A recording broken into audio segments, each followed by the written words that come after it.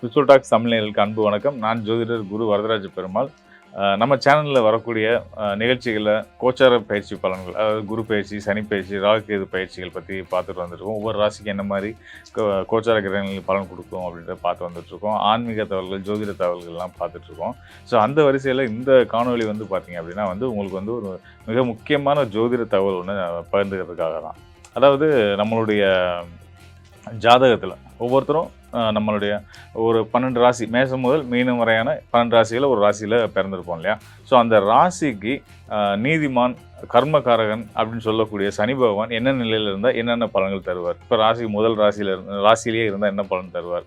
அதாவது இது வந்து உங்களுடைய ஜனன ஜாதகத்தில், உங்கள் ஜனன ஜாதக பலன்கள் வந்து நம்ம வந்து 3 படிநிலைகளை தான் வந்து நம்ம பார்க்குறோம். ஸோ அந்த வகையில் வந்து முதல் வந்து பார்த்திங்கன்னா விதி, 2வது மதி, அதுக்கு அடுத்தது 3வது வந்து கதி. இந்த 3 படிநிலைகளை வச்சு தான் ஒரு ஜாதகத்துக்கான ஒரு யோக அவயோக பலன்கள் நம்ம முடிவு பண்ணுவோம்.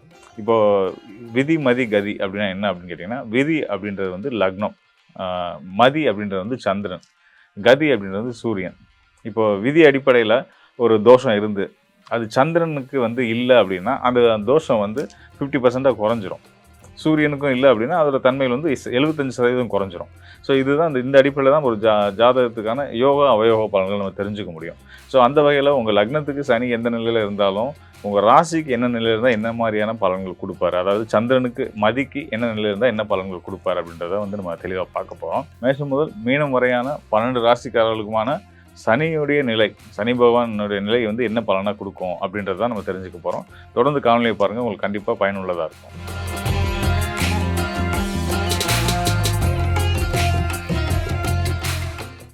ராசிக்கு 7ஆம் இடமான தனுசு ராசியில் அமரும் போது வந்து பார்த்தீங்கன்னா என்ன பலன் செய்வார் அப்படின்னு பார்த்தீங்கன்னா, சனிக்கு ஆகாத ஒரு பகை கிரகம் வந்து பார்த்தீங்கன்னா குரு பகவான் தான். ஒரு சில இடங்களில் குரு சனி சேர்க்கை நல்ல பலனை செய்யும். ஆனால் இங்கே உங்கள் ராசிநாதன் புதனுக்கும், அதாவது மிதுன ராசிக்கு அதிபதியான புதனுக்கும் தனுசு ராசிக்குரிய குரு பகவான் பகை, அந்த ராசியில் அமரக்கூடிய சனிக்கும் குரு பகவான் பகை. ஸோ இப்படி கம்ப்ளீட்டாக ராசிக்கும் சரி, ராசியில் அமர்ந்திருக்கக்கூடிய சனிக்கும் ஒரு பகையாக வர்றதுனால நிறைய மிதுன ராசிக்காரர்களுக்கு வந்து பொருள் இழப்பை ஏற்படுத்திகிட்டே இருப்பார், காரணமற்ற நஷ்டங்களை ஏற்படுத்திக்கிட்டே இருப்பார், விரயங்களை கொடுத்துட்டே இருப்பார், உறவு சிக்கல்களை கொடுப்பார். நிறைய உறவுகளை பழக்கி தொடர்ந்து அந்த உறவை தொடர முடியாமல் கட் பண்ணி போகிற அளவுக்கு ஆகிட்டே இருக்கும். ஸோ நிறைய மிதனராசிக்காரர்கள் யோசிப்பாங்க, காரணம் இல்லாமல் நல்ல பழகினாங்க வச்சாங்க, திடீர்னு காரணம் இல்லாமல் விலைக்கு போகிறாங்க, நான் ஒன்றும் பண்ணலையே, ஏன் இப்படி நடந்துச்சு அப்படின்ற மாதிரியான ஒரு யோசனைலாம் கொடுக்கும். இதெல்லாம் காரணம் என்னென்னு கேட்டிங்கன்னா, 7ஆம் இடத்தில் அமரக்கூடிய சனி பகவான், குருவுடைய வீட்டில் அமரக்கூடிய சனி பகவான் செய்யக்கூடிய வேலைகள். இதெல்லாம் வந்து இதுக்கு அடுத்ததாக வந்து பார்த்திங்கன்னா, ராசிக்கு 8ஆம் இடம் சொல்லக்கூடிய மகர ராசியில் சனி அமர்றார். 8ஆம் இடம், ராசிக்கு 8ஆம் இடம்ன்றது வந்து பார்த்திங்கன்னா ஆயுள் ஸ்தானம். ஆயுள் ஸ்தானத்தில் ஆயுள் காரகன் சனி பகவான் ஆட்சி பெற்று உட்கார்றாரு அப்படின்னா வந்து நல்ல கல்வி, நல்ல நண்பர்கள், இந்த பிஹெச்டிலாம் பண்ணுவாங்க இல்லையா, அந்த அளவுக்கான ஒரு உயர்கல்வியை அடையக்கூடிய, கல்வியால் மதிப்பு பெறக்கூடிய யோகங்களை 8ஆம் இடத்துல ஆயுள் ஸ்தானத்தில் அமரக்கூடிய ஆயுள் காரகன் சனி கொடுப்பார். மீண்டும் ஆயுள் காரகன் தீர்க்காயில கொடுப்பாருன்றது இது ஒரு அடையாளம். 3 விதத்தில் சனி மிதுன ராசிக்காரர்களுக்கு தீர்க்காயில கொடுக்குறாரு. ஒன்று வந்து பார்த்திங்கன்னா ராசியில் இருக்கும்போது, அதுக்கடுத்தது 5ஆம் இடமான துலா ராசியில் வரும்போது, இங்கே வந்து 8ஆம் இடமான மகர ராசியில் வரும்போது மிதுன ராசிக்காரர்களுக்கு சனி தீர்க்காயில் அப்படின்ற ஒரு நிலையை கொடுத்துருவார். சில மிதுன ராசிக்காரர்களுக்கு மட்டும் வந்து பார்த்திங்கன்னா 8ஆம் இடத்து சனி வந்து சில தேவையற்ற எதிர்மறையான விஷயங்களை யோசிக்க வச்சு ஒரு பயத்தை ஏற்படுத்தி காரணமற்ற பயங்களை கொடுத்துக்கிட்டே இருக்கும். இத்தனைக்கும் ஒரு நட்பு கிரகம் தான், எல்லாம் தெரியும். அவங்களுக்குமே கூட அந்த மிதனராசிக்காரர்களுக்குமே எதுவும் பிரச்சனை இல்லைன்றது அவங்களே ஒத்துப்பாங்க. ஆனால் என்னமோ தெரியல, ஏதோ ஒரு தப்பாக நடக்குமோன்ற ஒரு பயம் இருந்துகிட்டே இருக்கும். இந்த மனநிலை வந்து இருக்க தான் செய்யும், அதை மாற்ற முடியாது. அதை கடந்து லைஃப்பில் ஜெயிச்சு வந்துடுவீங்கன்றதும், மதிப்போட செல்வாக்கோடு இருப்பீங்கன்றதும் உண்மை தான். அதுக்கு அடுத்ததாக ராசிக்கு 9ஆம் இடம் சொல்லக்கூடிய பாகியஸ்தானம், மிதுன ராசிக்கு 9ஆம் இடம் சொல்லக்கூடிய பாகியஸ்தானம் என்னென்னா கும்பராசி. கும்பராசி சனியோட இன்னொரு ஆட்சி வீடு. அங்கே இருக்கும்போதும், சனி 9ல் இருக்கும்போதும் ஞானம், ஒரு தர்ம காரியங்கள், புண்ணிய காரியங்கள், அடுத்தவங்களுடைய சமூக நலனுக்காக, மக்கள் நலனுக்காக வாழக்கூடிய ஒரு நல்ல வாழ்க்கை, நல்ல சிந்தனையும், ஒரு நீதி நெறியோடு கொண்ட ஒரு தர்ம நெறியோடு கொண்ட ஒரு நல்ல ஒரு வாழ்க்கையை வாழக்கூடிய யோகத்தை கொடுப்பாரு. அதுக்கடுத்த 10ஆம் வீடு, ராசிக்கு 10ஆம் வீடுன்னு பார்த்தீங்க அப்படின்னா வந்து மீன ராசி, தொழில் ஸ்தானம். மிதுன ராசிக்கு தொழில் ஸ்தானமாக வரக்கூடியது மீன ராசி. மீன ராசியில் உங்களுடைய ராசிக்கு பாக்கியஸ்தானாதிபதியான சனி பகவான் அமரும்போது உங்களுக்கு தொழில் சார்ந்த முன்னேற்றங்களையும், யோகங்களையும் நிறைய வெளிநாட்டு தொடர்புகளோடு அதாவது எக்ஸ்போர்ட், இம்போர்ட் இந்த மாதிரியான துறைகள்ல ஈடுபட்டு பெரிய லெவல்ல வந்து பொருள் ஈட்டி, அதன் மூலியமா சம்பாதிச்ச பணங்கள்ல வந்து நம்மளோட குடும்ப தேவைகளுக்கு போக, தான தர்மங்கள், புண்ணியங்கள் செஞ்சு, நல்ல மனிதர் அப்படின்ற பேர் வாங்கி, எல்லாராலும் வணங்கத்தக்க மனிதர்களா இருக்கக்கூடிய யோகத்த 10ஆம் இடத்து சனி குடுப்பார். மிதுன ராசிக்கு 10ஆம் இடத்து சனி யோக பலன குடுப்பார் அப்படின்ற உறுதியா சொல்லலாம். அதுக்கு அடுத்ததா இன்னொரு உன்னதமான ஸ்தானம் ராசிக்கு 11ஆம் இடம். இந்த மிதுன ராசிக்கு மட்டும் ஒரு ஸ்பெஷல் என்னன்னு கேட்டீங்கன்னா, சனி எந்தெந்த வீட்லலாம் பகையாறாரோ, அந்தந்த வீட்ல இருந்தா கூட நல்லது செய்வார். அதாவது இப்ப ராசிக்கு 3ஆம் இடம் வரக்கூடியது வந்து சிம்ம ராசி. சிம்ம ராசி சனிக்கு பகை வீடு. அங்க இருந்தாலும் சனி நல்ல பலனை செய்வார்.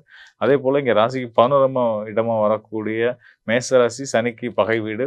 அங்க இருந்தாலும் உங்களுக்கு நல்ல பலன் தான் செய்வார். காரணம் என்னன்னா, இந்த 3, 11 2மே வந்து பார்த்தீங்கன்னா, உபஜய ராசிகள்.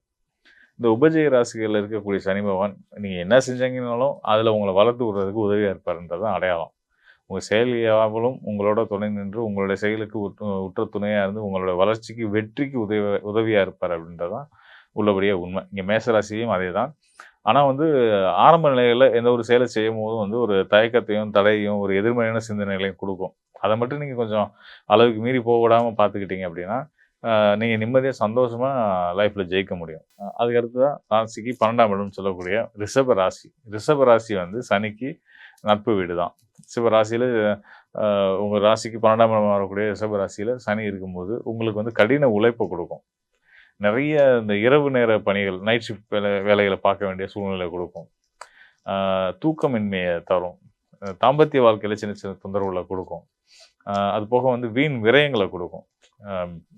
மிதுன ராசிக்கு 12ஆம் இடத்துல சனி இருக்கக்கூடிய நபர்கள், தவறான பழக்கவழக்கங்கள் உள்ள நண்பர்களோட பழக்கத்த கட் பண்ணிக்கிறது உங்க வாழ்க்கைக்கு நல்லது.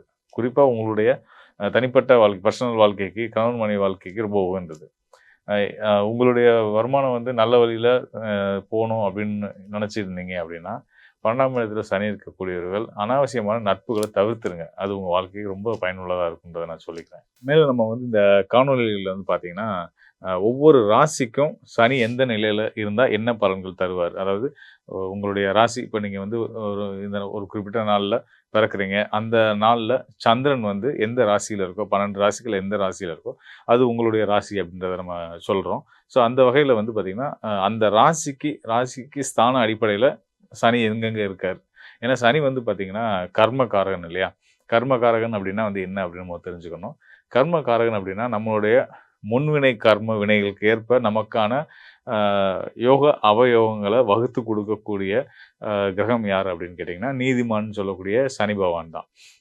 இந்த சனி பகவான் தான் வந்து நமக்கான வாழ்க்கைக்கு நம்ம செய்த நல்வினை, தீவினைக்கு ஒப்ப நமக்கான நன்மைகளையும், தீமைகளையும் தரக்கூடியவரா இருக்கார். தீமையை தர்றதுனால அவர் கெட்டவரா நம்ம நினைக்க வேணாம். அவர் நியாயவான் அப்படின்றதுனால நம்ம செய்யக்கூடிய நம்ம செய்த வினைகளுக்கு ஒப்ப நமக்கான பலன்களை கொடுக்க போறார்.